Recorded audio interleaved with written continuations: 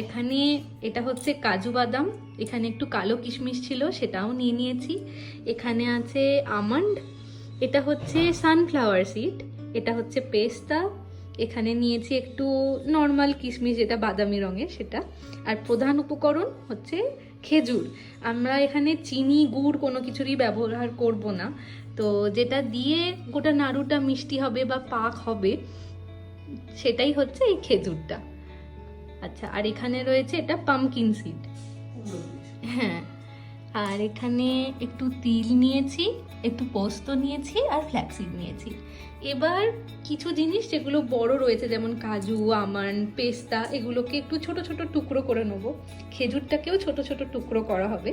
আর পুরো জিনিসটাই কিন্তু তৈরি হবে দেশি ঘিতে, যাতে আরো বেশি এটা হেলদি হয়। এটা আমি শুকনো খোলায় নেড়ে নিই।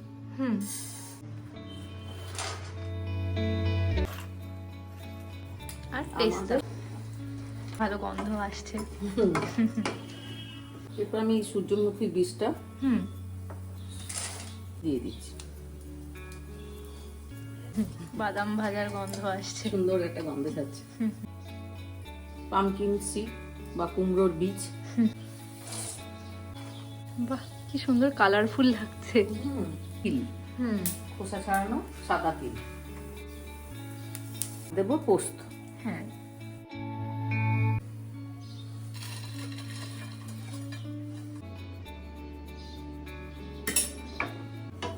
কিশমিশগুলো বেশি ভাজবো না, তাই তো? একটু ফুলবে কিশমিশ গুলো, দেখ না বড় বড় হয়ে যাবে।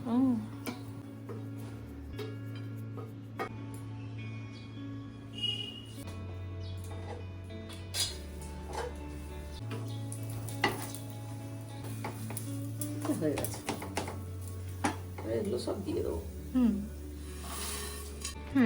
হাতে করে করে বাকিটা পাক করে অল্প ঘি লাগিয়ে নিয়েছি। এবার এগুলো ছোট ছোট করে পাকিয়ে নেবো, যে যেমন সাইজের হ্যাঁ করবে। বহুদিন থেকে যাবে, কারণ এতে জল টল নেই কোনো। তবে হ্যাঁ, খেতে তো খুব সুস্বাদু, বহুদিন থাকবে না।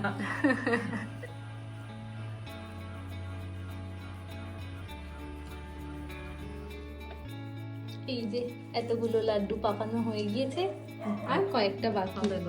হ্যাঁ, আমরা ওই হালকা গরম থাকা অবস্থাতেই পাকাতে শুরু করে দিয়েছিলাম। চলো, আমাদের এক থালা ড্রাই ফ্রুটসের লাড্ডু একেবারেই তৈরি।